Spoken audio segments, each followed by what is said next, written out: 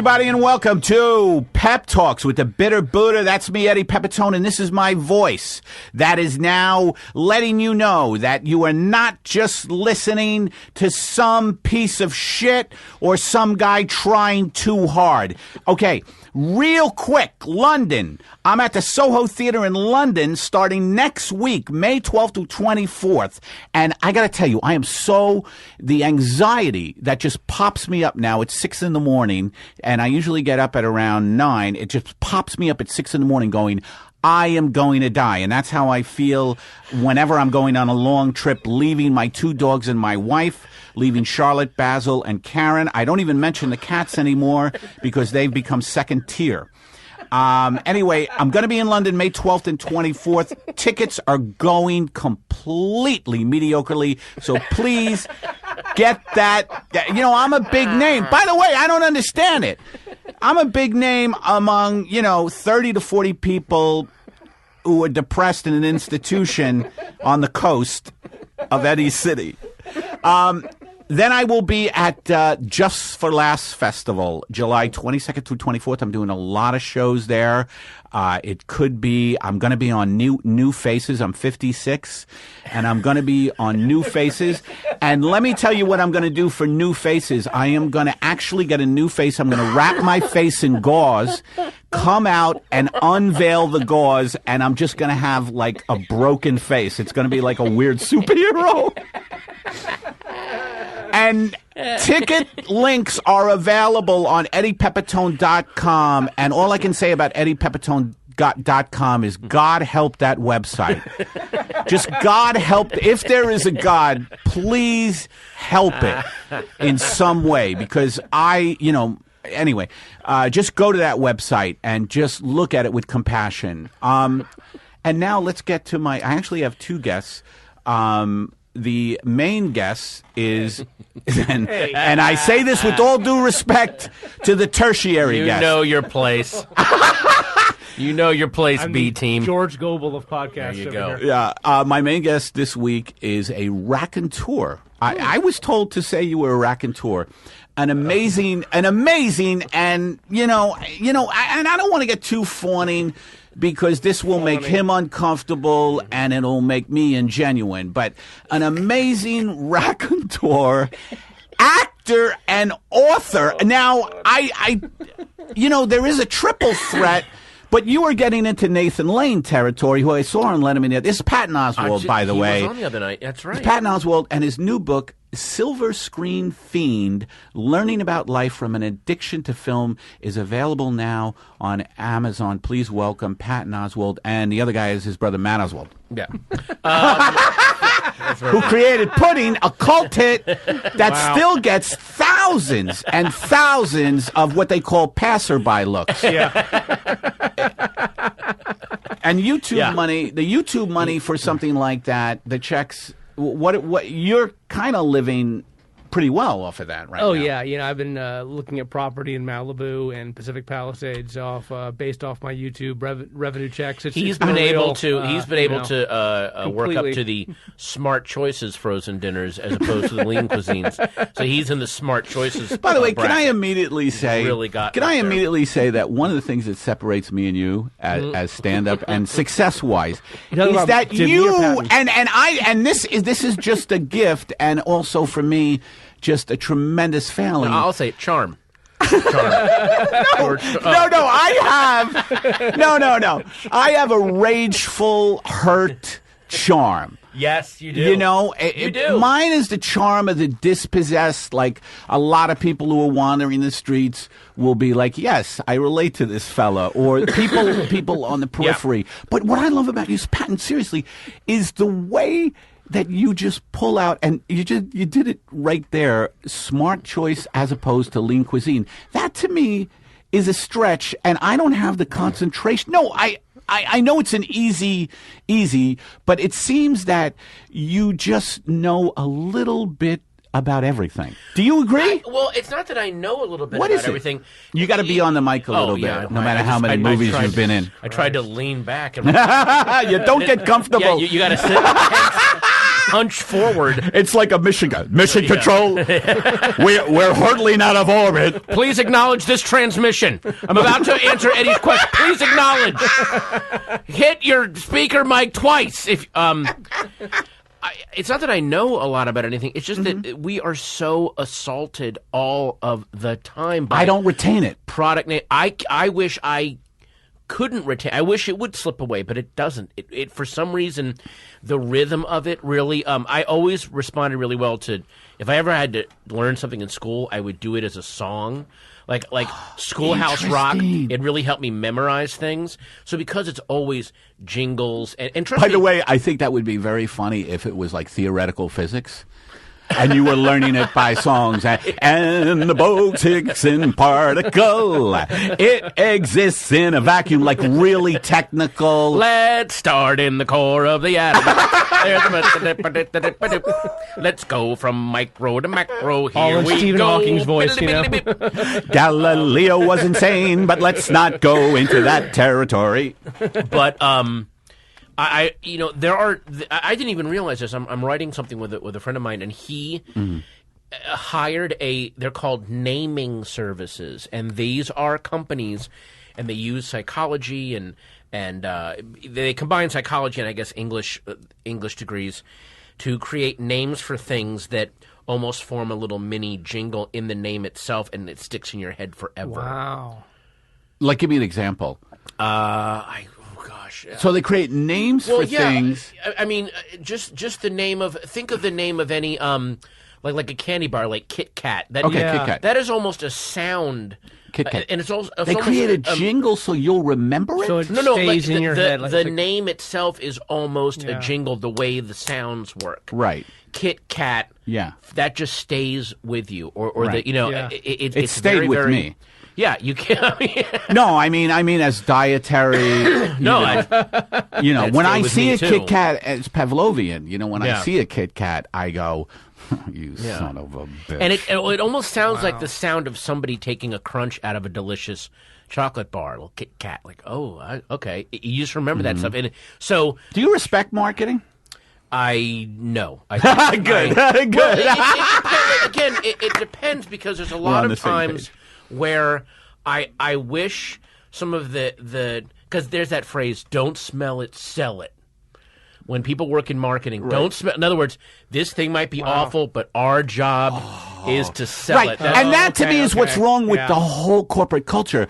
It's like, look, this may be displacing thousands of people from their home, but we got to sell it. I mean, something like that. Our job is to sell it. It's not our for us job to is to sell it. We got to sell it. Look, the humanity is not part. It's not part of our job description. No, I have a friend of mine that I grew up with. Now works at a company that builds websites, and their current client, and they were so happy to get them because it saved their company, is Marlboro. Because Marlboro, they can't do any cigarette ads in America anymore, in the United States, because they just shut it all down, basically. Not even print? I don't think you so. Can't or do at least there's anymore, all kinds. You got to do warnings. However, all the tobacco companies are putting all their money into third world developing countries because they smoke like chimneys and they sell to kids, or they openly sell to kids. Yeah, try to make it cool. Now you have a kid, and he has two kids. He has two daughters, and I was talking to him. He's like, and the whole time he's like, I know it's awful, but I gotta. See, that is the dilemma. And when are we going to stand up to that kind of thing? Can people just really walk away? Can people walk away and go, you know what? I'm not going to do this ad work. I think it'll be better for my soul. It depends on the person, because there's that lie, and I have fallen for this lie of if I walk away now at the beginning of my career, it'll have zero impact. So maybe if I go along for a little bit and I build up some fame and power, then if I do something but then sometimes you do that, and then it's too late. You're too sucked in. I agree. And look, I re-listened to the episode of you and Jimmy Dore, and that was so a good amazing. one. Yeah, that was amazing. Dore is on point. He has really I go in and out because I'm so emotionally deranged that my now I'm being serious, that my attacks on the world and the corporate world get sidetracked by just emotional bullshit, and I wonder personal if stuff. Me too. by personal stuff, really and I wound up. wonder, and what happens is I doubt myself. It's like I'm like, oh, well, maybe I'm just being this bitter. Like I start to doubt myself about my critiques, Right. but Jimmy is like. So tell me, you re-listened to I was the podcast? re-listening, and he was talking about the anchors on MSNBC and Fox and CNN.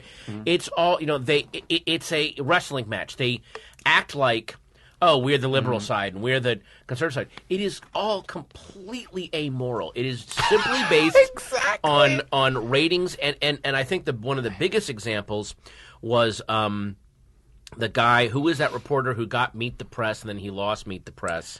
David Gregory. David Gregory, yeah. He lost it already? Yeah, he's already gone. And what happened to him? Ratings? Ratings, and also it was this thing where he was in the White House press corps, and he was just a pit bull.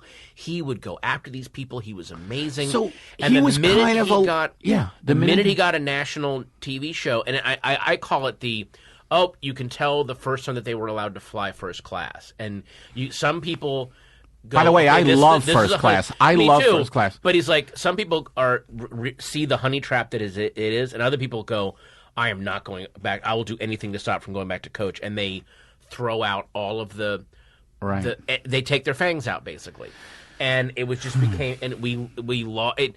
It's Richard Pryor's character in that movie Blue Collar, where he's this amazing agitator and he's fighting for the auto workers' rights, and he's really good at it. So was it played by Pryor? Oh yeah, okay. That's an amazing movie. Richard Pryor, Harvey Keitel, and Yaphet Kotto. Yeah. Shit, I didn't know Keitel was in that. Oh, who I love and his Paul shit. Schrader. Because Keitel has this seething rage underneath everything he does. Wait till you see Blue Collar. Okay. But what they do with Richard Pryor is they make him an executive. And suddenly, hey, I think some of our demands might have been a little crazy. Maybe we should rethink this a little bit. Oh, suddenly, you know what I mean? Like that's one way to. Well, they co-opt. Well, see what happens is that everybody gets bought out, and and this is the part of me that goes, well, I understand it. Because people want a good life. They want to raise a fucking family. Yeah, exactly. They want to raise it. And here's the thing. And they want to be safe while they're raising their family. And they want to have their kids in their family. But here's the thing. I think in the long run, they're not safe at all. Because the society in general below them is fucking deteriorating. For instance, and this isn't to brag, I live on a park, like I'm across from Tahunga Park. Oh, nice. There are now. Take it easy. You're going to hear some things that you may not want to hear. You're up in the hills a little bit, but on this park there are no parking restrictions, so there are about 100 cars lined up on the park.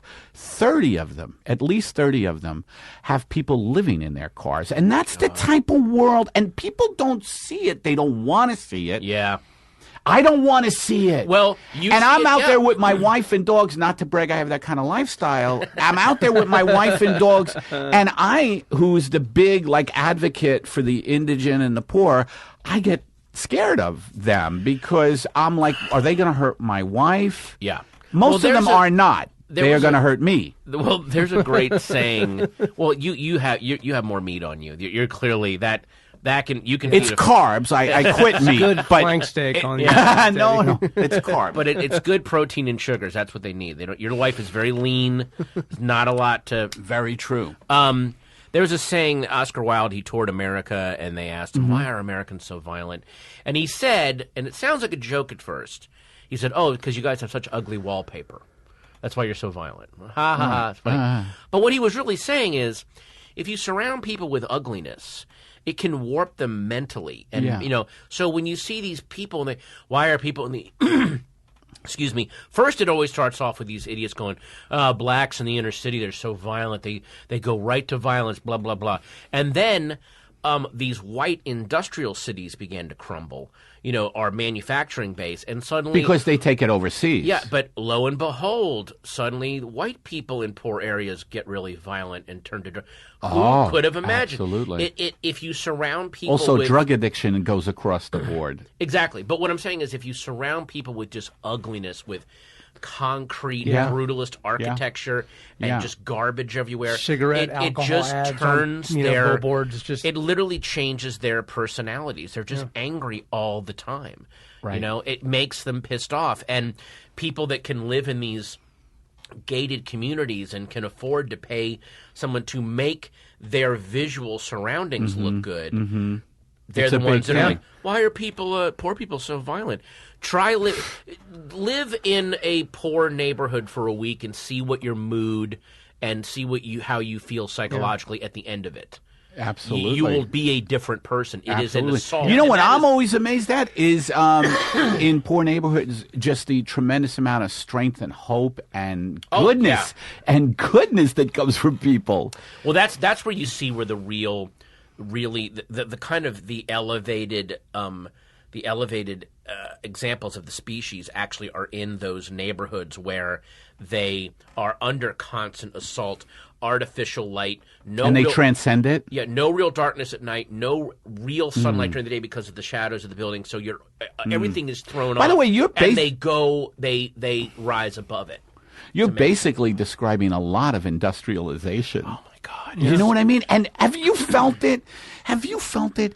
I sometimes feel that I so need to get into nature. Have you felt that? Not only from the surroundings, but the computer stuff. Like I've been talking about this lately on stage, not to brag again that I have a forum, but I talk about this stuff on stage that when I go into the computer, and you may be different because it seems that you produce so much through it and you're very into, I don't know, you seem to be like one of the impresarios of it, but I go into it, and I'm serious, I go into it, and after 2 or 3 hours, if I've been on it, I just feel like this emptiness. Well, you know, I feel like Brando in Apocalypse, putting my like, we are the Hollow Men. I had 10 likes on Instagram. It is a lot of times when I'm online and when I'm, you know, either arguing with someone or I'm trying to think of something or look at something. Yeah, you get into it with people. I do, but I'll notice that, I haven't really been breathing. I will stop breathing and I get so tense and then I go, wait a minute, this isn't, and then it affects, when I start writing, because I write on a laptop, I won't breathe while I write because I have the same tension of and then I'm like, writing is such a chore. No, it actually isn't if you would just calm down and treat it like the treat that it is. People used to write for relief, not to wind themselves up. What happened there? Because but I've been reading books about writers that writing is always torture. I have read about that, like the creative, like all, you know, have you read that riff that most creative writers, maybe I'm just talking about novelists, go through a lot of fucking shit. You live in your head all the time. So and also the writers have a higher instance of percentage of going crazy because to write truly well, guilty as charged. You have to become different personalities while you write if you want to inhabit a character. But that can be liberating too. It can be liberating, but it can also be very risky in the long run because your own personality begins to flicker after a while because you have to take on so many different personalities, especially writers who, excuse me, my God, he can listen. Look at all the different voices that he or she can write. She's a white middle class woman, but she really nailed this black teenager's voice, and then nailed this aristocratic Iranian businessman. How did she do that? She did it at the risk of her own sanity a little bit. Well, and not to brag, but don't we do that on stage? Not Matt. Don't we do that on stage? Because I like to go, and I've seen you do it too, man. I mean, just go into characters, go in and out of thoughts real quick. And do you have this problem? You leave the stage, you get off the stage, you go back to the hotel, and I'm just wired. Yeah, I'm really, really wound up, especially because now because of all the circuits that have been going. Yeah, and I go into the audience more now. You do? I really try talking to people because I hit a wall as far as my material was concerned, where it seemed like I was looping back into the same subjects over and over. What is that? Because you find, look, developing yourself as a comedian is a humiliating process. All the times you miss. I didn't get it. So when you start figuring out your voice and what works for you, there's a part of your ego and pride that goes, I want to cling to not being humiliated anymore and not going into new places where I might look stupid. Agree. And so you then stay after comfort. Yeah, you then stay in the comfort zone, and then you start to hate yourself. Yeah. Because and I'm at that stage. I have been since age 3. But when I was cognizant that I was separate from... There were those 2 golden months from like 2.5 to when you turn 3 where you're like, I think I'm really self-actualized. And then, oh boy, if you could just go back to 2.5. But you're hitting on so many things, man. Yeah. Now, what the amazing thing is, and I'm kind of doing this too, but it's walking through all this stuff that's amazing. Yeah, you have to... to do another hour, and you are prolific. How many hours have you done? I'm doing another hour in October, so I think that will be my 7th. Oh, my at this point. God. Now, I seriously don't know how you do it. I am working on my 3rd, and it's just pain. It's in that place. I'm going to London, and by the way, I'm very scared because it's a different thing there. I did 2 weeks at the Soho Theater. Oh, you did too? What was it like for you? It was fantastic. It was? So much fun. The crowds there are so literate.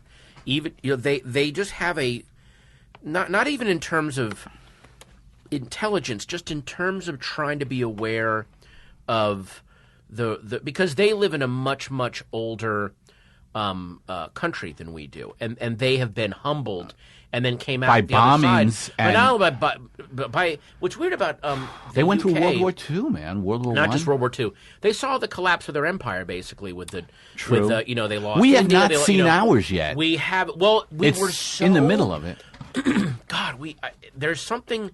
We were so close. We had a chance at the end of the 70s. I know things seem very grim, but there was a humbling about to happen. And if we had just gone through it, we would have been... The end of the 70s? The very, very end, and then we all just turned to Reagan and just went, yes, everything's great, and forget all that crap. Are you talking about Carter? Those years? Carter, yeah. He was... Talk about a guy, everyone's like, I just want politicians to tell me the truth. And here came a guy that, for better or worse, told everyone the truth, and people went, fuck off, get out of here. They want... The American psyche, and it still is like this, we want to win. Yes. All the people, too. And I was reading, my go-to guy is a guy named Chris Hedges, who's he's in this school of Father Berrigan. I love Chris. Oh, you know him, too? I know him. I've been talking to his producer. We're trying to figure out how to go on his show. He, he's great. I love Chris Hedges. He's unrelenting. He really does say, no, I'm not going to sell out to that. I'm not going to get a bit of comfort. But I brought him up because... Why did I bring him up? Do you remember? Well, just about... you said America wants to win. And I would go even further. I don't even think it's a want to win thing. We don't mind a little... Here's the thing. We never want to be humbled and have to go, hey, I was wrong and I just learned something and now I'm better for it. I'm better for being humbled, and now that I'm humbled, because nothing, and any comedian will tell you, you never truly become a great comedian until you are absolutely humiliated and fail on stage. Once you get past that failure, then you're like, oh, okay, now I can deal with it. I find that happens in increments. I find that they're a failure. I failed big time younger. Yeah. And then, but now I'm trying. But what I'm saying is now people are trying to engineer it so that never happens. Or if it does happen, then there's this vengeful, triumphant comeback. There's vengeance. And I think vengeance is even more dangerous than winning because it makes people do a lot of shit for the wrong reasons. Look, think of all the comedians we know, and we could name them, where their whole career is basically about vengeance. You can literally see them going, that open mic back in 1991 where they hated me, well, they're gonna fucking... No, you know what? First off, they were right. You weren't who you are now. You sucked back then. Just roll with it and enjoy what you're doing now. But you see so many comedians that their whole thing is vengeance. Well, they I feel am like gonna they were show- ignored and stepped on when they And guess didn't what? do well. Guess what? They were. Yeah, That's how I the know. business works. I know. It happened. But you're I talking was- about the psyche of a comedian. Yeah, well, but who not. is- But again, not all comedians. I know plenty of comedians that laugh at their mistakes and go, Those "Oh, are man, the you healthy know." ones, Yeah, man. and those are the ones that go on to better and do even You're funnier right. stuff because they have lost. People that are doing it out of vengeance, what they've never lost is their fear of failure. In their mind, they've got Absolutely. to, and you got to. Absolutely. How do you lose the feel of failure? By just letting it wash over you, like letting it happen. Waking up the next day and the world didn't change and the world didn't end. And also, you got to do the same thing with. I think massive success can fuck people up because people. Oh, I was going to say get yes, massive yes, success indeed. and they wake up the next day and they go, everything's different tomorrow. Nope, you're still you. You got to go do Now it again. you've went through that. I have little I've success. gone through both in such huge ways. It's brutal. interesting, though, because I find, I always thought, well, success will be great. But success has a whole nother set of problems. Oh, yeah. One of them being it's exhausting. Oh, yeah. My biggest thing is I'm learning how to say no. And Yeah, it's me very too. difficult. With social media, everybody is asking me, can you do this? Can you do this? Can you do this? And my first reaction, since I had a fallow time equivalent to like a Stalin-esque 5-year I know period, exactly what you're going to say. it is like I want to do everything. All the years of not only no, but going in and auditioning and trying, and they're just like, no, you not. And then for the first time, probably for the first time this last year and a half, and that's the first time in my career I was offered things. I was actually Really, that just offered things. Yeah, it was that recent. I mean, and so isn't that the best? Now, once But you get but offered you things, I don't remember- want to audition anymore. Well, no, I actually like auditioning. You do? Because you have to make decisions, and a lot of your talent comes from your choice, and I like the thrill of that.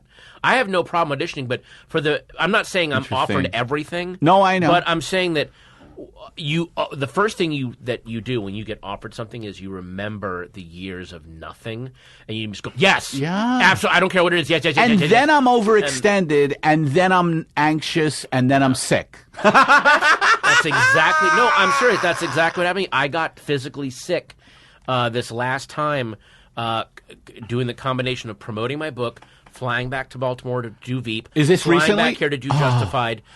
Dude, back that and forth and all schedule. this stuff. Now, It I was want to just- ask you, Pat, how do you, and you have a family. I have a wife. I have a 6-year-old daughter that I want to be with, and it was. No, I'm serious. That is a tremendous stress. Oh yeah. And everybody's like, Yeah. hey, it's good to be busy. Well, there's got to be a balance. You also have to. You can get so busy. What was happening to me was, and again, this is about.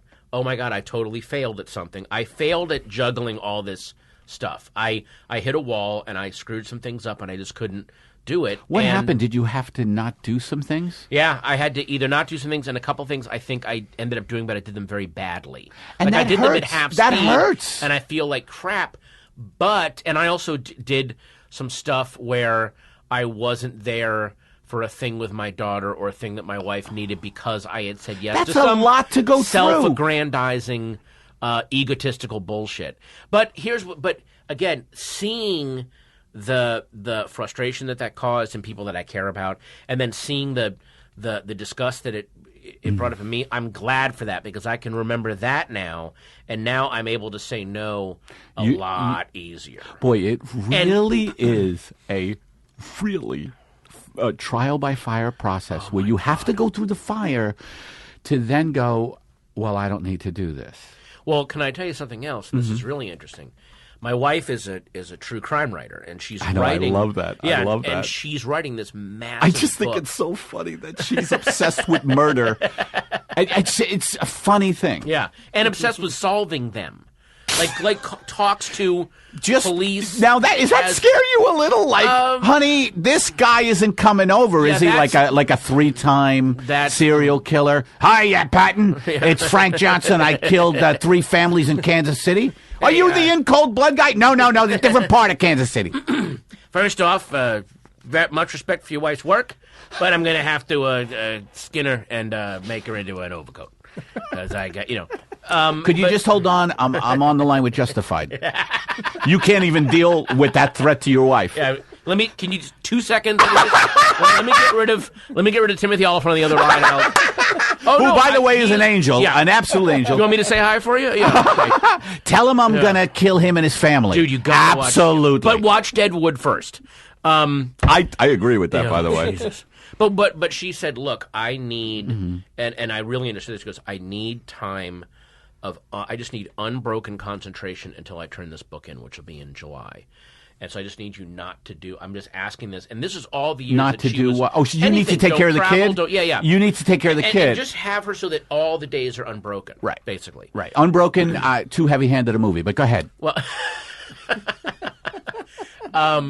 So that's kind of what I'm doing, and I got to say, stepping away from everything, and saying no to a lot of stuff, ends up I'm now starting to create stuff in my own head that I can do, because I'm not pursuing other people's dreams. If that makes sense. True. And I'm always grateful to be asked to do anything. Right. But after a while, it's like, what are you? The reason that you're caught in other people's projects and dreams. Yes, and the reason that you're being asked to do those projects and dreams is because for a while you worked really hard on your own stuff. Yeah. So maybe you need to go back to doing that for a little bit. Yeah. Because if you don't, because there's a lot of people. This guy George Meyer, who is Simpsons writer, just a genius, and he said something really wise to me. He goes, all those people that say, well, I've got my thing I'm going to do, but right now I'll just take this job for the money. I'll write this crappy film. I'll work on this awful TV show just to give me the money to work on my own thing. And then when it's time to work on their own thing, they turn the tap on, nothing comes out. Yeah. Because they blew it on everyone else's stuff. See, that's what Translation, I have not fuck done. pep talks. Why the fuck am I even here? This sucks. I'm doing you a huge favor.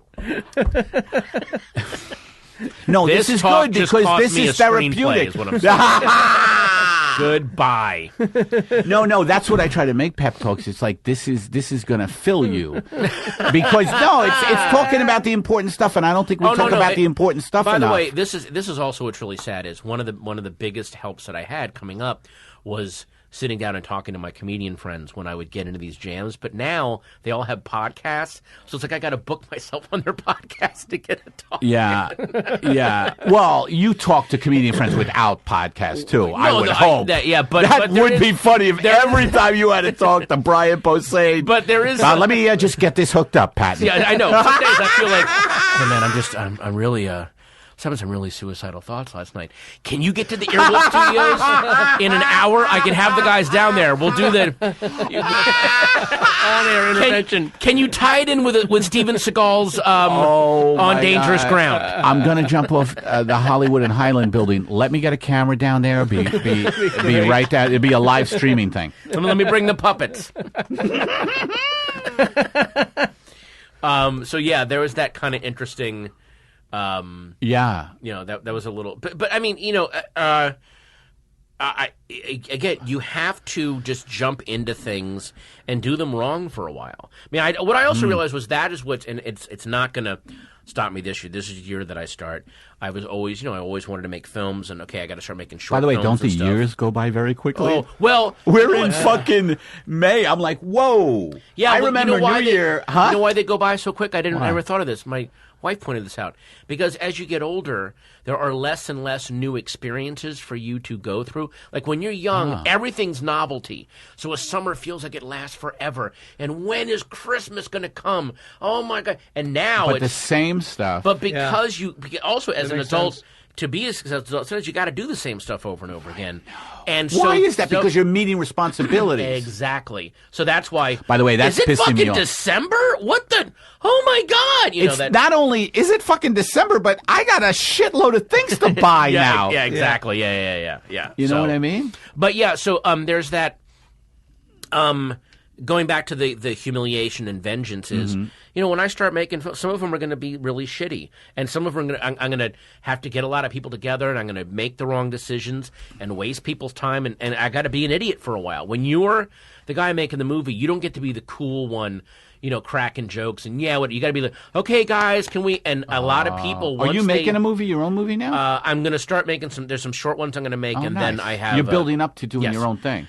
My short ones will be my open mics. That's how I think of it. Okay, gotcha. But there's going to be times when, oh boy, that was a waste of a few days. But I got to go through it. I got to go through the humiliation. I got to be humble. It takes if you want to truly be a great comedian, you got to be humble.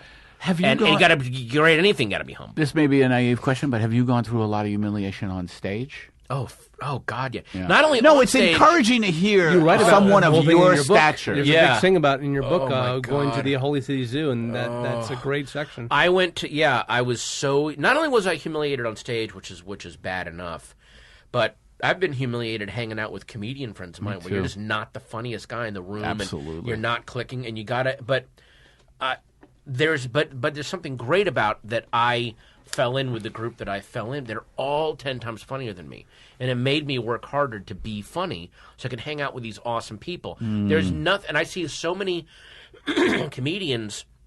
They only hang out with people that are less funny than them or less successful so they can be the alpha dog, and they don't grow. And that all comes out of fear, but you can't. Eddie, do what was that. what was like your worst beatdown on stage? Was Yeah, there one that you talked remember? About that word? Didn't you mention something up in San Jose, or there's a comedy club up there where you were banned from or something because the woman didn't like you, or?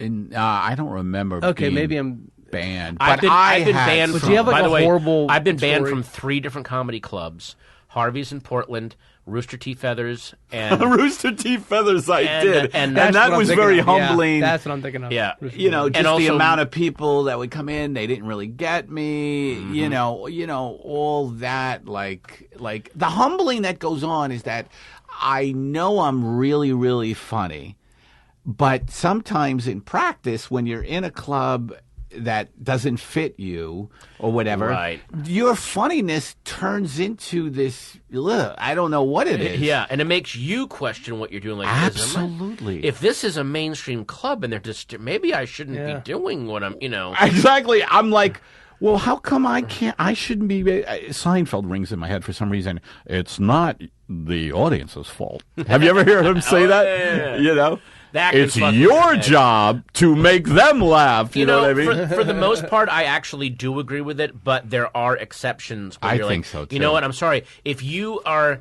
If they have you out at one of those MTV spring break events and you're in the sunshine, I no, avoid it's, them. It's the audience's fault. They're, Yeah. and it's the booker's fault for putting you in front of the wrong people. Absolutely. But Yeah. but I was going back to Rooster T. Feathers, Harvey's Mm-hmm. in Portland, and Matt's British Pub in Richmond, Virginia, banned from all 3 Wow. for the same reason. The club owner's mom didn't like me. It's this weird running motif in my career that I get That must have happened. That I would imagine that happened early, or some of the that 90s, not so early early. 90s. The last one was in '94. That was Harvey's. Yeah. The guy's mom. In Portland. And look, in Matt's British Pub, I was having trouble. I wasn't doing great, and the mom just didn't like me personally. At Rooster T. Feathers, I was kind of, it was a little bit good, a little bit bad. It wasn't my crowd. I wasn't their comedian. Fine. Harvey's, I can say this objectively, I did great, and the whole show was great. It was me, Kurt Weitzman, and this guy named Tree, and it's Portland in the mid '90s. It's just perfect, and all the guy was like, "Well, my mom thought you were very mean, and you cursed too much," and I was like, and By the that way, was these that was the only time I'm like, I'm sorry, I destroyed in front of that crowd, and then the guy said, "That's not important." And I said, well, I'm gonna be. So that's a guy who is basically Anthony Perkins living with his mother. You would be wise to do as mother says. His mother is dead, by the way, for years. Oh, You know that. I know. Yeah, she's in this. So that was really creepy. So that I've had that. But, yeah. Well, it's just encouraging to hear that you have gone through that because, you're at such a level. Because one of the things I find is that I have a lot of trouble accepting failure in the moment. Wow. When things aren't like, how going does it good, I manifest? tend Like, to panic. But when you panic, what do? Do you attack the crowd? I've done that. I have done that, and that is so horrific. Yeah. Like that's the worst choice I have realized as I've gotten older. Like when I catch, you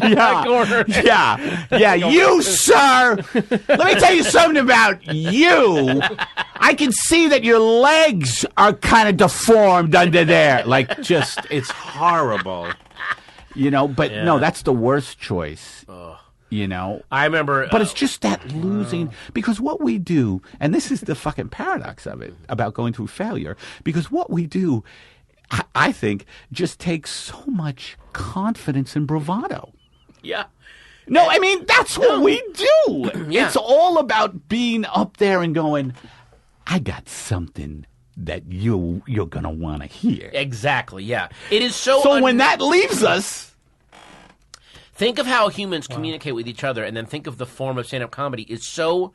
At its base, it's unnatural. It is If you gather a bunch of people together and go, everyone but him, we're all going to listen to him, and he or she is going to lead us to where, to something, and we don't... And you got to pay for it. Yeah. And you don't know where this is going to go. By the way, I think that's so why... unnatural. And it's so, like you said, it's total bravado going, I'll be the guy that gets up there. Yeah, that'll be me. That sometimes I realize that before a show and go, whoa. I've had this thought earlier in my career. I kind of just am more of a professional now where I go, okay, I got a show, I got to do it. But I used to go, before a show, I used to be horrified going with the thought of this. Wait a minute. I would hear the room full of people. Sometimes I get nervous when I hear them talking. Right. I listen to is that an asshole out there? Like, you ever do that behind the curtain and be like, wait a minute, that guy sounds angry in the front row. I actually listened to the tenor. And then I'm always surprised because when I get out there, that guy who I thought was angry is like, Eddie! And it's weird. You know what I mean? When I did my special, I think it's My Weakness is Strong. I think I did it in D.C., Mm-hmm. Anyway, I was up there on stage, and there's a guy in the front row, maybe like the third row, but I can see him so clearly. And he has this big, thick beard, and he's total stone expression on his face, just no smile, nothing, just staring at me. Not even frowning, just flat, and he literally never made an expression the whole time. And I started freaking out a little bit, like, why is this guy, because he also seemed like that'd be my guy that would like me. He looked like kind of a Brooklyn hipster. Yeah. And he's just staring like, oh, God. I'm so hypersensitive to judgment by people that are hip or intellectual. That's one of my huge I should just go, fuck you. So it flipped me out, and then we had an after party after the taping. No, this is like my third special, I think. A bunch of years ago. My Weakness is Strong, yeah. So then at the after party, this guy is there at the after party, and it turns out he was a friend of the road manager, and the road manager, with no malice, didn't think it through, but sat him in the third row, because that's my friend, give him a prime seat. And the guy with the beard comes up to me and goes, I have always been a huge fan of yours. I am very glad that I was invited. He just has no emotional... And then I was like, whoa. And then my friend was like, yeah, he's on the spectrum. He's a really nice guy, but he's on the spectrum. But... What's the spectrum? On almost like for autism. Or something. Oh, okay. Yeah. He's a really nice guy, and turns out really intelligent, really sweet, but just has zero affect. And he's like, I have been a fan for a long time. It literally was this monotone, and so part of me was going, well, that's on me for flipping out about that, but it's also kind of on the road manager who should know better to have a guy that has no facial expressions. Yeah. Don't sit him right in the front where your guy can look at him and freak out the whole time. Do you think the road manager is so busy with other shit that I think the road manager was genuinely being a nice person, and that's my friend, and I want to make sure he has a good seat. And he's a huge, there was absolutely no malice in it, but you can fuck things up by being totally sweet if you don't think shit through. Yeah. That is an amazing thing too, that you do that. And if I look into the audience, and it's wild that you're doing a lot of crowd work though. I have done more, but I still get a little trepidatious about it because it's just like seeing some of the faces that don't look happy. I used to react like, what's your attack? attacked. dare like, you? Why Yeah. are you here? You could always leave. Immediately the audience hates me. You know what I mean? Oh, are you kidding? Yeah. Pat, know what I mean? when you did Carnegie Hall, did you kind of like peek out at the audience before? Or were you, No. You just Did not want to look at How it. was that experience? Let's That talk must have about been, yeah. that for a second. I just read January you did Carnegie Hall. January 9th, yeah, I did Carnegie How Hall. the fuck was that? That's a fucking It was- milestone. Were you nervous? I was well. Here's what's really weird about Carnegie Hall. I was a mess until I got on stage. That sounds familiar. Because once I got on stage, it's like, well, this is happening. It's That's what almost like happens, huh? There's a freedom in. Well, now it's truly in a way. Before I get on stage, I could trip and crack my nose. Something could go wrong. Right. I could get nervous. But now, once I'm on stage, it's rolling and we can't stop it. And it's almost like the audience is also like, we're all in this. It's a guy alone on stage at Carnegie Hall. Like, you actually have stuff on your side once you get out there. But the hours and days leading up to it were maddening. Torture. Is that right? Torture. I think a lot of people are actually going to be inspired to hear this because I think they have an image of you as just like floating through. You know what I mean? if I ever get to a point where I'm not nervous before I go on stage, I think that's when I stop being a good comedian. Because I give a shit about this. I want it to go well, and I want it to be fun for me. You That's even very do that selfish. at your Largo show? Do you do that? You seem Always try so to do relaxed news. there. Yeah, but I'm always working out new stuff. Yeah. And I always make sure to book people on the show that I think are great and make me work really. Like the last time I did it, Bill Burr went on before me. So Was I there for that one? were you? God damn it. No. Wait a minute, you might No, have but been. I remember believe- Bill was- Burr no, you going weren't. on before you. Oh, he's done a bunch of them. And and what you said was, damn it, I should have had Pepitone. I should have had, because one time Louis C.K. dropped by, and I said, "Look, Louis, you are going on after me." He goes, "Oh, please, I just working out some new stuff." I'm like, "It's too late for that. You're Louis C.K. now. I'm See, just gonna what's do- funny to me is that I think you are that's your level. Like, No, to me... fuck no. No? No, I would disagree, buddy. never. I think you got Wow. shit that's better than... No. And that's why whenever, Burr is a monster right now. Jesus Christ. Yeah, he's great. That's why I've been inviting Maria Bamford to do my Largo shows, but she's always busy, and I'm relieved because she's another person. She would have to go on after me, and here's why. I would actually rather. I'll tell you why. If I had to follow, if someone said, "Who would you rather follow on stage, Louis C.K. or Maria Bamford?" I'm like, okay, here's who I'd want to. I would rather follow Louis than Maria. Here's why. Because after Louis, I'm not going to do as well because I'm not as funny a comedian. That's why. But after Maria, I'm not going to do as well because what Maria's doing is so evolved and beyond what any of us are doing that if you follow her... Can I say one little critique No, of let me Maria? finish really quick. If you... Because I followed her before near the end of Comedians of Comedy, the word was out about her and people just loved her. And you would go on after her and you felt like the Beatles had just done Ed Sullivan and now you're out there just spinning plates. Like, remember when entertainment used to be this? Like, you feel like this old baggy pants comedian with a seltzer bottle. Hey, how you doing, wackadish macko? Because it's so this new... and she gets the audience on this other wavelength and you just look like this archaic, Don't say archaic in front of Eddie Patton. He doesn't like I'm that. sorry about that. No, Is it because it felt like. Maria does this incredible like internal like dialogues with herself and it's just but then also can go into talk about going into other characters on stage and inhabiting them 100%. And making the points that Can I say way. my only problem with Maria, and it may be the fact that I have tinnitus, which is a condition that affects 1 out of 4 comedians who floor sanded earlier in their life. I have ringing of the ears. Now, Oh, no so kidding. Really? that's what tinnitus is. Yeah, you and Pete Townsend. Well, He has massive he's a good buddy of mine, but we, oh, that gets a laugh. But we, it's like a little bit of a hearing thing. I don't, she speaks so fast and the variations of her, she goes up and down. Does anybody else miss what she's saying? And I'm frustrated because I hear the audience cracking up. I don't. You don't miss it. No. Something's wrong with my hearing. Yeah, your hearing sucks because I miss it. She reminds me of when that story when Elvis Presley first did his tour, and he came out of that $1 Million Quartet. Remember with Johnny Cash, Elvis, Roy Orbison. They were all with Costello. It was Costello. Did you say? Oh, Presley. Sorry, Presley. Sorry, not sorry. Elvis Costello. But they said, "Who do you want to open for you?" And he said, "Anyone but Roy Orbison." Is that right? Because Roy Orbison would put the audience in this otherworldly, hypnotic mood, and Elvis would come out, and you just feel foolish. You just feel like a clown.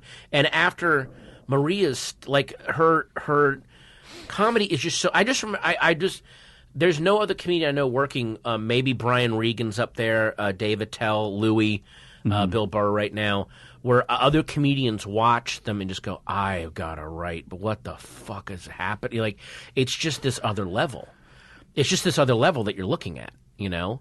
And you don't at the very last Comedians of Comedy show in San Diego, I closed it out, but I followed Maria, and it felt weird. It just felt like that was the new. And hey, I felt like it was Woodstock, and they had Sha Na Na follow Jimi Hendrix. Like that's what it felt like. Like he just sets fire to his guitar, and then oh baby, So do you get inspired by these people? Do you get inspired to Absolutely, go different ways? Just to push what you do and never. And what you really get inspired to do, especially when I watch people like Maria, how she goes on to the edge with characterization, and Bill Burr, how he goes to the edge with subject matter. There's no one that goes to the edge with subject matter. And then Louis, who goes to the edge with personal revelations. It just makes you do two things. It makes you try to recognize when you are repeating yourself and getting into comfort ruts to cut those away. Yeah. And then it also, the second thing is, can I dig any deeper on this?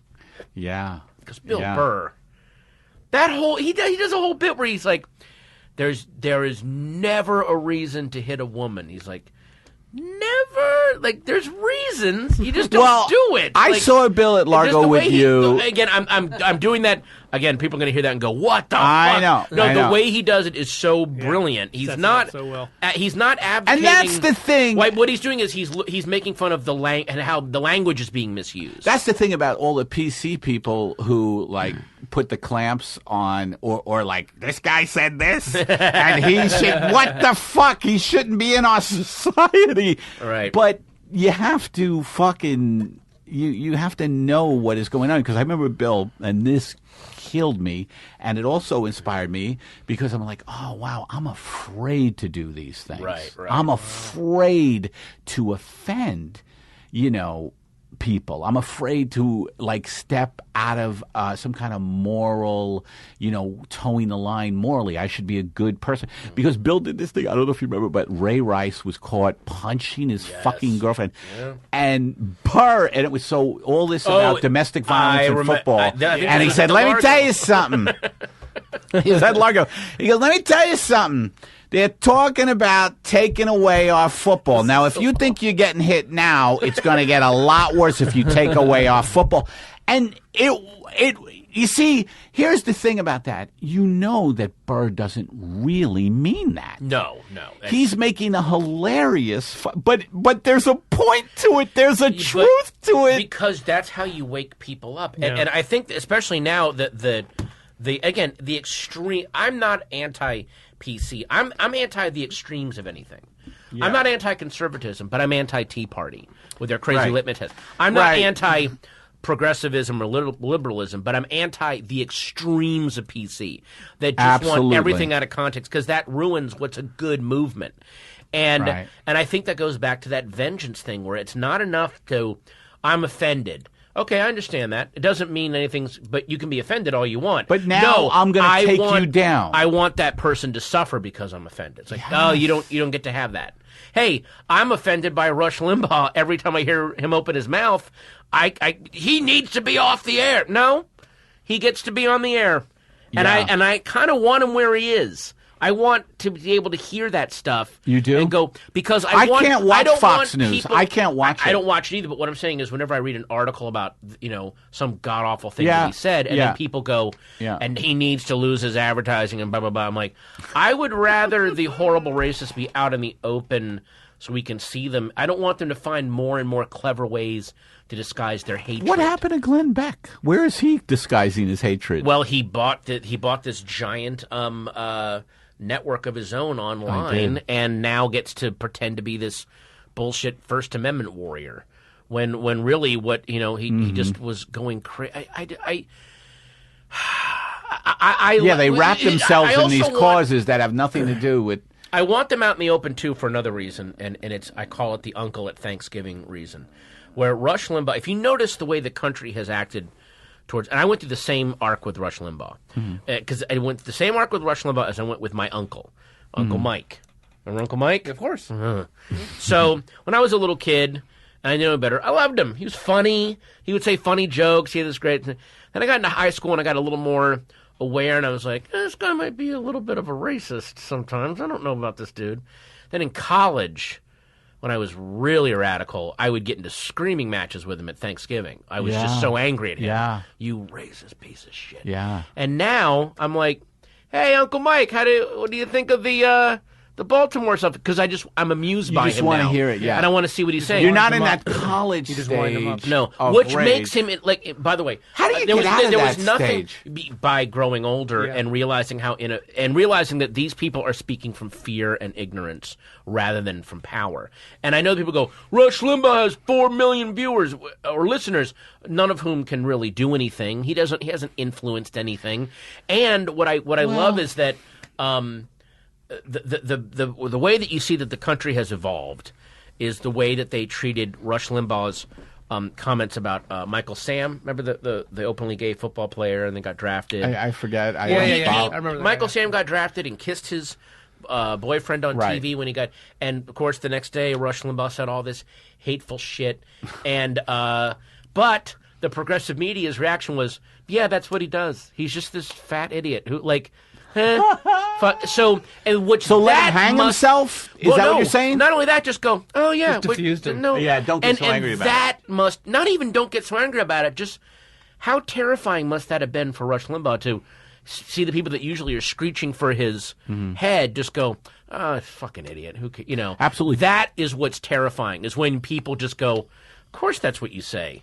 That's what you say all the time. You're just an idiot. Yeah. Like that is awful. And we also for know people that these like guys that. don't mean it. That the Sean Hannitys of the world, they don't mean that stuff. They know it because it's his job. He gets O'Reilly Hannity. Yeah. But there is something visceral, like when I have seen Sean Hannity, like for some fucking, this is so hilarious. I go to this one pizzeria in fucking Sherman Oaks, and the guy, an old school Italian guy, has Fox News blaring, and I've never said anything. I want to go, this is the worst possible thing you could have on.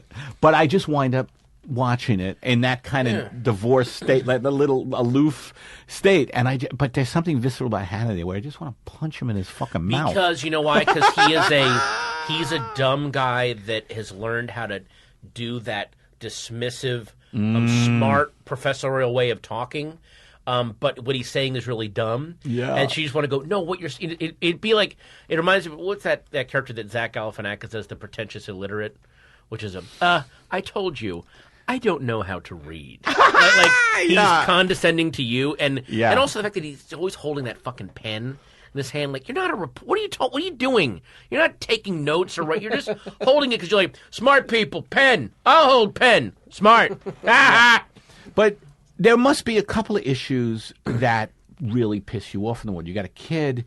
There must be a couple issues where you're like, you can't have distance. The main one. Environmentally, for me, is huge, especially for the future. And I don't even have kids. Yeah, environmentally for me is really, really huge. And what the one thing that makes me lose my cool a little bit is when somebody...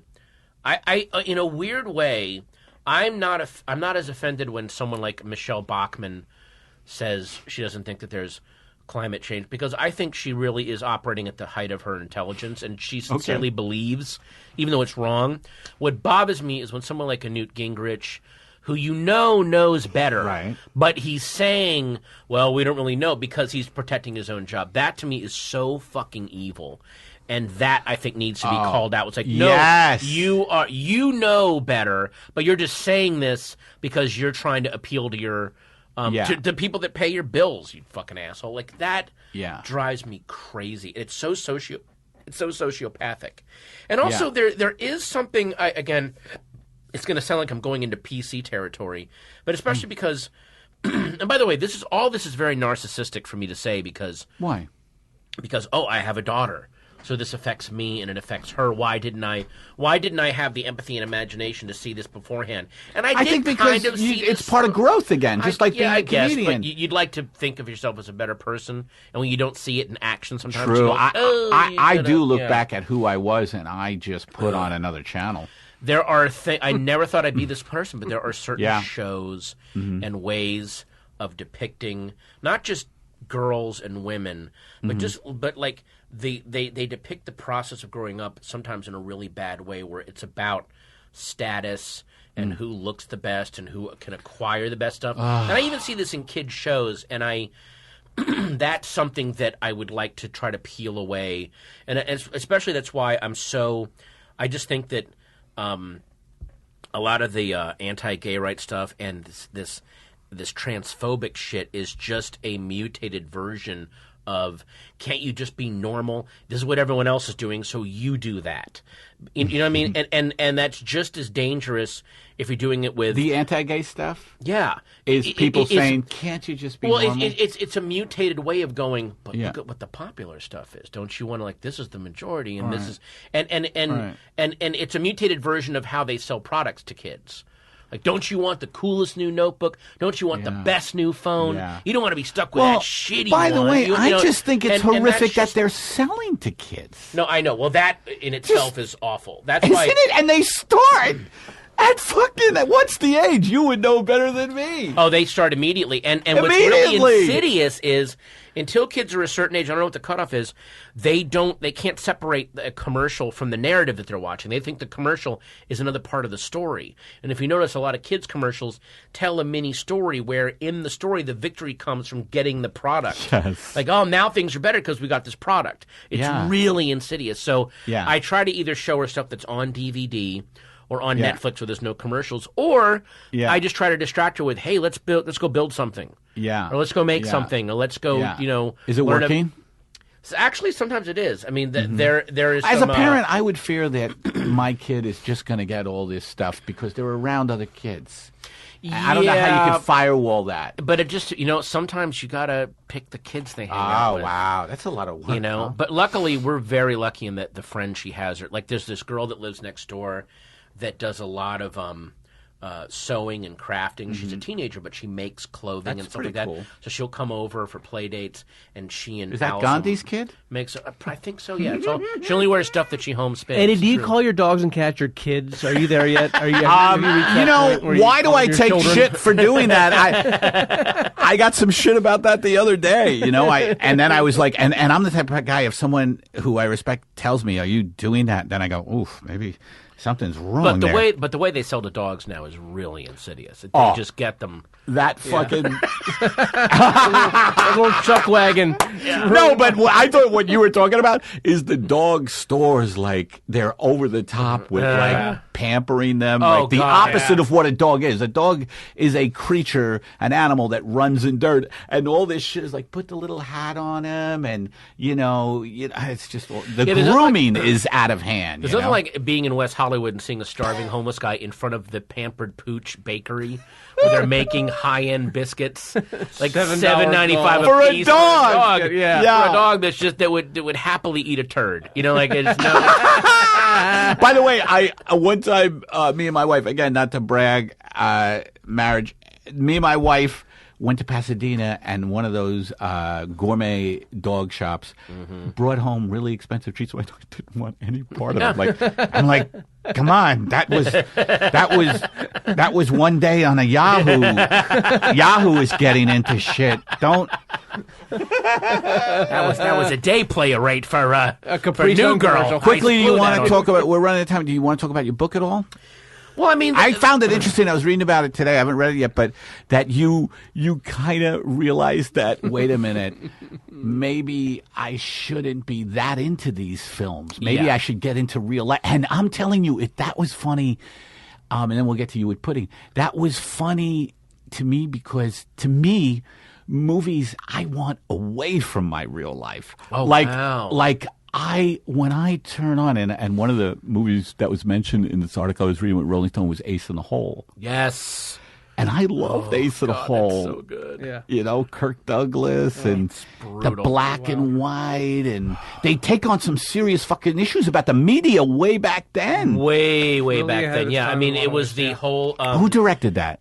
Billy Wilder. Fucking Billy Wilder, the Billy Wilder comedian. it was called, and it was his follow up to Sunset Boulevard. Wow. And now he had the cachet to make the movie he wanted to make, and no one wanted to make this script because it was so cynical.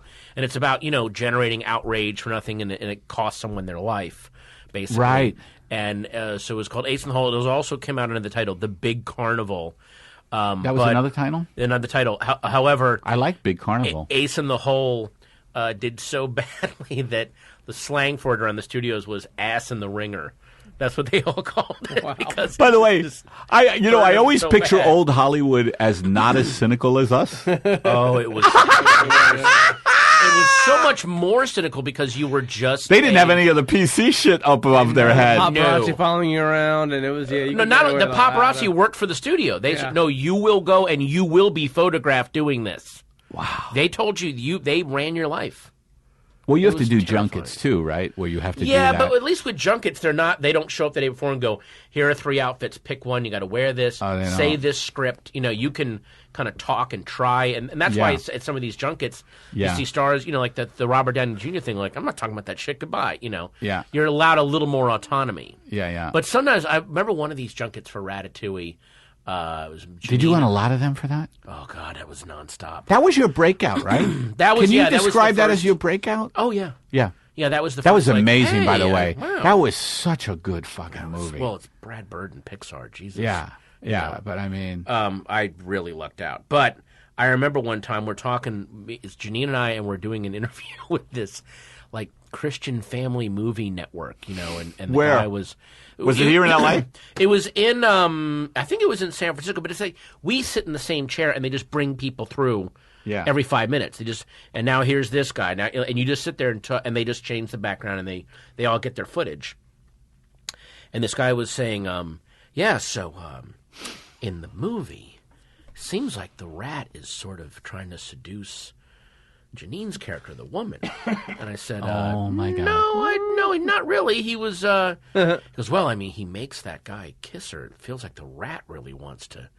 I go, no, he's trying to do it so that he won't spill the secret. And then he goes, but if he was trying to, like, how do you think he would go about? Why are these people obsessed with fucking? And I was like, I don't, and like, I've never seen a guy like his kind of kink laid bare. And Janine and I got really creeped out and said, I wouldn't know how a rat would go about seducing a human female, and I don't think that's what the movie's about. And the guy said, well, that certainly feels that way to me. I was like, okay, well, good luck with your Christian Family Wow. Movie Network. That was one of the weirdest Are you moments. excited about a couple of questions? Are you excited about the new Star Wars reboot? I'm very, very hopeful.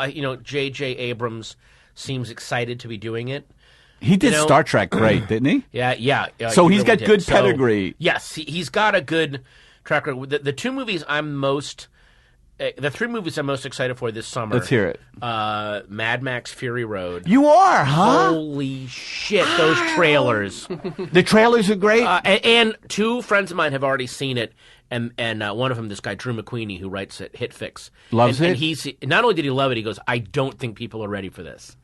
It Who is made so, George Miller, who made the Miller original did Road the Warrior, and it's all like mostly practical effects, like real stunts. You can't believe the stuff they pull off in it. It's deep, dark, apocalyptical. Oh yeah. It's Los Angeles in 3 years. That's basically what that movie is. Wow. Water shortages and the other 2 are Tomorrowland, because again, it's Brad Bird. That's I his saw live that action. because yesterday I one. went to the Avengers, the new Ultron thing. It was good. I liked it. It was not as good as the first one, but it's still really it's good. I saw it in 3D. Did you? It's over. No, I didn't. Well, that's our difference in our lifestyles, but it's overwhelming. I don't have podcast money to blow on 3D glasses, my friend. It's overwhelming in the sense that there's so much coming. There's so much. Yeah, I mean that 2D. I was got like, overloaded. Whoa, then I at got the end, yeah. overloaded. Like, Well, Mad Max is being shown in IMAX and 3D, and I'm holding out for that. I'm going to go see it IMAX, 3D, and probably have an aneurysm.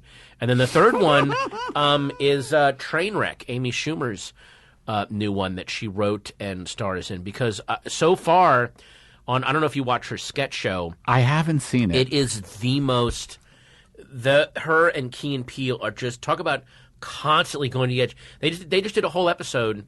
It's all one sketch. It's called 12 Angry Men Inside of Amy Schumer, and they're in a jury room and they're trying to decide whether she's hot enough to be on TV. And it's 12 Angry Men. It's all in black and white. She's not in it. She's only in it at the very beginning, and then it's just them deciding. Like if you have a reasonable chub, that's funny. You have to vote that she's okay to be on television. She's got some good writers, huh? Yeah, but this thing just goes. Okay, I'm going to check that out. In the most crazy directions. Have you been on the shows? Either one of those shows? No, but I love them. They're amazing. And so for her to have the room to breathe and tell a much bigger story, I'm just I'm excited for a talent like that to get to do something like that. Yeah, it pushes the edge. Her show, God, she did a whole thing. She did a Friday Night Lights parody about football and rape 2 weeks ago. That was also one of the funniest things. You got to give it to her. She is funny. I remember hanging out with her backstage in a Chicago club. I forget what the name of it was. It was an offbeat club, and she was waiting to hear whether or not that show was going to get picked up, and and it did, and she's huge now. Good for Pudding. them. Let's talk about Pudding. What's going on with Pudding? Pudding, the cult hit that now I don't understand Eddie, how it didn't get sold. I'm sorry, you led up to that really badly. You Did literally I? sounded like. Can you do it? Because we were talking about Amy Schumer, and then you're like, now Pudding, like as if we're talking about the food. My brother's here. You literally look like you got hungry and anxious. Can we talk about Pudding? I'm hungry. Pudding is my favorite thing, but My brother is here, and he does a web series. thank Did a web series called Puddin'. with starring Eddie Pepitone, and we what was One that, of the Eddie? funniest. We tried to sell it a little bit, and it. well, I think it was very my- bummed that it didn't get sold. I think it was my fault because I went this instead of trying to do it as a half-hour thing, I tried to do it as a 10-minute short, and it wasn't. But we doesn't were work like that boom, way. boom, boom, boom. I thought it was perfect interstitial stuff. What is thought your it was too. opinion Just- on this? Yeah, I still think that you should try it as a half-hour show, but each scene is a lockdown set piece. In other words, there's no coverage. You just do each scene, and it tells a story, but you just but it's just the punchlines. I of think it. the best bet way to that do it is would a be half. amazing. I think the best way to do it as a half-hour show would do is maybe like a Chris Guest style mockumentary where Eddie and I do this web series called Pudding, and we actually shoot some, and the whole point of it is to sell it and get a network show and with some respect and dignity and stuff, and we just find ourselves stuck in web hell. We just can't get off this thing, and Web there's this, hell. and it's just about the show's about us following us in this miserable YouTube channel show we do. And I think and it the may way have been that's- too dark for these networks. Yeah, Some of the I don't know. subject matter But was also, so incredibly you should dark. commit to the aesthetic of one camera lockdown. I agree. And Eddie just dealing with the world, and still find a way to tell the story that way. That would be really interesting. really hard to do that way. But I think that mockumentary, you're making it way too complicated. You're just think so? adding too many layers to something you don't need to add layers to. It's just the whole lockdown thing. You know, Fans of Pudding, we had all kinds of great guests. Yeah. Patton, Robin Williams. Can you name them all? Michael McKean. Michael McKean, who? Stephen How Evans. great is he on You Better Amazing. Call Saul? He's great on that man, show. was he- He's and he I was forgot what a really- great actor he is. Oh, he was so funny on Puddin'. And also, I still think, look, I and I've said this a lot of times before, I love the movie This Is Spinal Tap, and I know there's all these amazing quotes that are deservedly well-known and beloved. But the scene near the end where he's giving this. It's Michael McKean, and he's doing this monologue about what endings mean because the band is going to break up and it's her last show, and so he's on the terrace at the.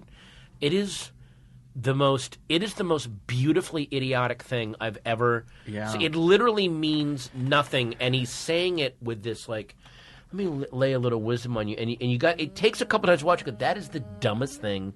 He's deceptively funny, isn't he? Funny. Yeah. He's so funny, and he's great on that show. So funny. God. All right, so that's in the works. Look for pudding in a new variation of some sort, and I'm going to guess a date. I think Matt's going to go to King Features and try to get it as a daily strip. Features. Get a syndicate next to the Lockhorns. Pudding turns into a game show where it's me and then like priests who have been defrocked because of molestation. Harvey Keitel playing the Eddie Pepitone role. I want to thank Patton. Thank you so much for dropping by today. We didn't get a chance to talk about the Goldbergs. What the hell, Eddie? It's all this, you know. We didn't. I want to talk about him, all kinds of shit, but I got a costume fitting, and I didn't mean to drop that. I didn't mean to drop that, but I have a costume fitting. Literally a sticky on his phone saying "drop costume." All right, so thank you, and Matt Oswalt. Thank you. Thanks. Hey, good luck. You're going to have such a great time at the Good luck in London, Eddie. I did it. I did it for 3 weeks 2 years ago, and the crowds were, like. But you'll trust me. Not in it. Not builds. great. You'll be great. You'll be great. Well, thank you, Patton. Thanks for listening to Pep Talks, a proud member of the All Things Comedy Network. Follow Patton on Twitter at Patton Oswalt. Also, go see him at Just for Laughs or at Largo in New York, at Largo in L.A. And do us a favor, huh? Scumbags. Rate and review us on iTunes. It really helps us out. All right? I mean, do I have to threaten you? Let me know what you think of the show. Email me at epepitone@sbcglobal.net, and we'll see you next week. Yay.